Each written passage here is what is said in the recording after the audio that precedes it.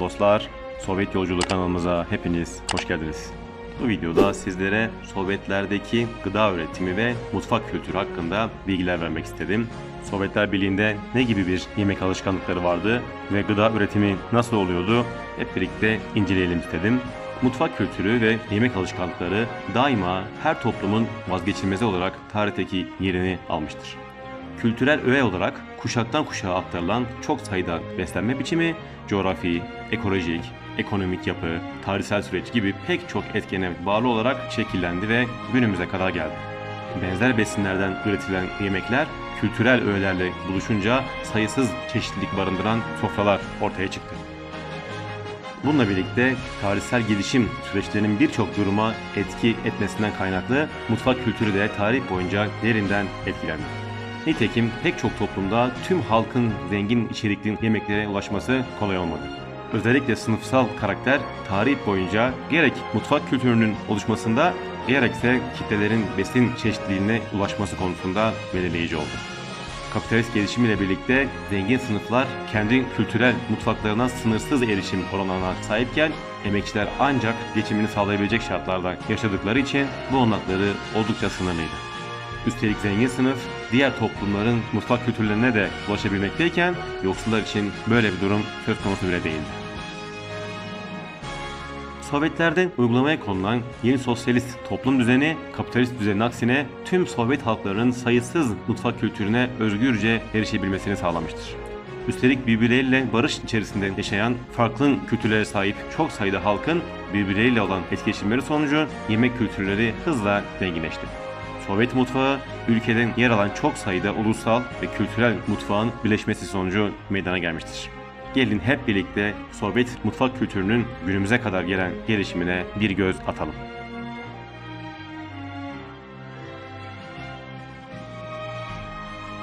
Ekim devrimi öncesi Rus İmparatorluğu'nda zenginlerin lüks restoranlara gidip kaliteli yemekler yemesi alışılmış bir durumdu. Halkın çoğunluğunu oluşturan alt sınıflar maliyetlerinden ötürü buralardan yemek yiyemezlerdi. Devrimden sonra burjuva sınıfına hitap eden bu restoranların büyük çoğunluğu kapatıldı ve yemekhane, kafeterya, konaklama merkezi gibi kitlesel işlere sahip yerlere dönüştürüldü. O döneme kadar ev işleriyle uğraşmak zorunda bırakılan kadınların bu büyük işletmelerde erkeklerle birlikte çalışması sağlandı ve kadınlar toplumsal yemek kültürünün bir parçası haline geldi. Yemek kültürünün gelişmesi adına çok sayıda kooperatif kuruldu. Örneğin bu dönemde Moskova'da aynı anda 3000 kişinin yiyebileceği bir çorba tesisi kurularak lahanadan yapılan ve geleneksel bir Rus çorbasının türü olan şihi yapılıp halka dağıtılırdı. 1920'lerden 30'lara kadar kaliteli yemekler devlet kuruluşlarınca yüksek kaliteli ve düşük fiyatlı şekilde sunuldu. İkinci Dünya Savaşı'nın yıllarına yaklaşıldığı yıllarda şihi ve kara buğdaydan yapılan kaşa isimli yulaf lapası yemek salonlarının vazgeçilmeziydi. 30'lu yıllardan itibaren Sovyet hükümetinin hayatın daha iyi ve daha neşeli hale geldiğine dair söylemleri mutfak kültürüne de yansıdı. Kurulan pazar yerlerinde insanlar çeşitli gıda ürünlerini rahatlıkla alma imkanına kavuştu. Bu yerlerde avoska adı verilen alışveriş çantaları çoğu Sovyet yurttaşının kolundaydı. Toplu çiftliklerde hasat ve bunların sofralara ulaşması konusunda sanatsal resimler çizildi, posterler hazırlandı, filmler çekildi ve zengin içerikli yemek yelpazesi tanıtıldı. Kolektivizasyon politikaları devreye sokularak üretim kitlesel hale getirildi. Bu dönemde zengin toprak sahipleri gıda mahsullerini saklama, gömme veya yok etme yoluna gitse de Sovyet yetkilileri ve halk bu girişimleri engelleyerek gıda ürünlerinin ve yemeklerin geniş şekilde halka ulaştırılmasını sağladı. Gıda sektöründen bizzat sorumlu kişi Sovyetler Birliği'nin sanayi işlerinden sorumlu halk komiseri, yani batıdaki karşılığıyla Sanayi Bakanı olan Anastas Mikoyan'dı. Mikoyan, Batı dünyasına Sovyetlerin yemek kültürünü ve Sovyet mutfağının tanıtmak için pek çok girişimde bulundu. 30'lu yıllarda pek çok yeni yemek türleri keşfedildi ve seri üretim şeklinde yemek tesislerine dağıtıldı. Mikoyan bu girişimlerinden dolayı Sovyet mutfağının babası olarak anılmaktadır. 1939 yılında Sovyetler Birliği Bilimler Akademisi Beslenme Bilimleri çok sayıda aşçı, doktor ve bilim insanının katkısıyla gıda ve mutfak kültürleri hakkında kitaplar yayınladı ve okullarda sağlıklı ve lezzetli yemek pişirmek konusunda ders kitabı olarak okutuldu. Sovyetlerin dağılmasından sonra da bu önemli eserler Rusya'da yeniden düzenlenmiş ve yayınlanmıştır. Nazilerin Sovyetlere saldırması gıda üretimini derinden etkiledi. İkinci Dünya Savaşı'nın başlamasıyla birlikte pek çok bölgede yemek çeşitliliği azaldı ve özellikle işgal edilen yerlerde kıtlık baş gösterdi. Savaş yıllarında kırsal alanlardaki toprağın büyük bir kısmı tahrip oldu. Ancak yıkım sadece üretim gücünü azalttı. Kırsal alanlardan yenen geleneksel mutfağı yok edemedi.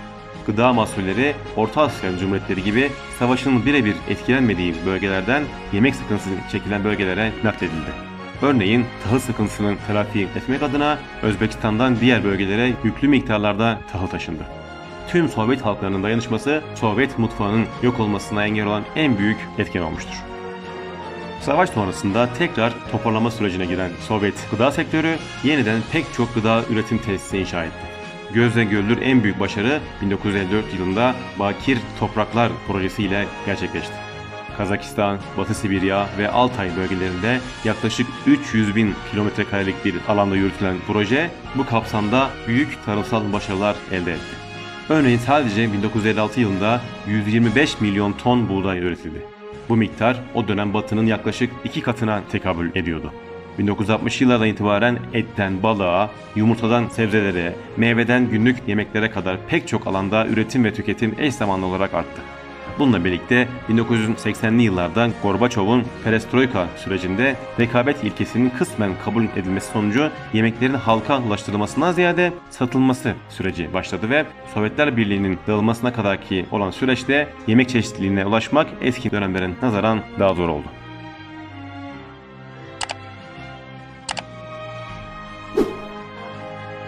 Sovyet mutfağı genel anlamda oldukça zengin bir içeriğe sahiptir. Bu zenginliği pek çok farklı ulusu ve kültürün barındırmasından ve bu kültürlerin birbiriyle etkileşmesinden ileri gelmektedir. Örneğin Kafkas mutfağı olarak tarif edilen mutfak kültürü Ermeni, Gürcü, Azeri, Abaz, Avar, Lezgi, Kadarbey, Oset, Çerkez, Çeçen, İnguş gibi çok sayıda mutfağın birleşmesinden oluşmaktadır. Balıkçılığın gelişmiş olduğu Karadeniz'e kıyısı olan bölgelerden elde edilen deniz ürünleri diğer bölgelere aktarıldı ve mutfak kültüründe balık olmayan pek çok bölge yeni lezzetlerle tanıştı. Bu etkenlerin yanında tarihsel etkenler de mutfak kültürüne etki etmiştir. Birinci Dünya Savaşı yıllarında halkların bölgesel göç dalgası bu etkenlerden bir tanesidir. 1910'lu yıllardan 20'li yıllara kadar Rusya'da savaş nedeniyle büyük bir nüfus hareketinin yaşandı ve bunun sonucu olarak Ukrayna, Kafkasya, Beyaz Rusya ve Sibirya gibi pek çok bölgede yenen yemekler Rusya'ya yayıldı. Bu yemeklere salo veya borş yemekleri örnek verilebilir. Benzer olarak Kafkas yemeği olan şaşlik yemeği 1970'lerden sonra geleneksel Rus mutfağında popüler bir hale gelmiştir. Orta Asya'da farklı etnik grupların değişik bölgelere yerleşmesi sonucunda diğer bölgelerin yemek kültürleri aktarıldı ve yemek çeşitliliği zenginleşti. Bölgelere özgün yetişen sebzeler kurutularak o bölgeden çok uzak yerlerde yaşayan Sovyet yurttaşlarının sofralarına geldi. Sovyet yurttaşlarının yemek alışkanlıkları büyük çeşitlilik barındırsa da ortak yönleri de bulunmaktaydı. Günde birkaç defa yiyin, öğünler arasında hiçbir şey yemeyin olarak tarif edilen yemek kültürü genel bir yaklaşımdı ve sırayla 4 öğünden oluşan yeme alışkanlığı genel bir kabul görmüştür. Bu özellikle günümüzdeki Rusya mutfak kültüründe halen devam eder. İlk öğün çorba ya da et suyu gibi sıvı yiyeceklerdir. İkinci öğün et, balık ve yanında patates, kara buğday, makarna gibi garnitürlerden oluşan yemek çeşitleridir. Üçüncü öğün kahve, süt, kefir gibi içecekleri barındırırken dördüncü öğün tatlılardan oluşmaktadır. Herhangi bir restoranda elbette herhangi bir öğün çeşidi yenilebilmekteydi. Ancak özel nitelikli yemekhanelerde, örneğin işçilere veya öğrencilere özel yemek kuruluşlarında birleşik öğün yemeği, yani Rusça kompleksi obed adında yemek bulunurdu. Günümüzün kafelerine karşılık gelen Storovaya isimli restoranlar Sovyet yurttaşları arasında popülerdi. Storovayalarda yemek gayet ucuzdu. Yalnızca 1 ruble ile yeterli miktarda yemek alınabiliyordu. Yani 2023 yılında 100 ruble yaklaşık 30 TL'ye karşılık gelmektedir. Türk lirasıyla kabaca kıyaslarsak 100 öğün yemek 30 TL'ye denk gelmektedir. Artık kıyaslamayı siz yapın. Ayrıca sadece soğuk yemek çıkartan Zakuski ismindeki restoranlar da bulunmaktaydı ama sayısı diğer yemek salonlarına göre daha azdı.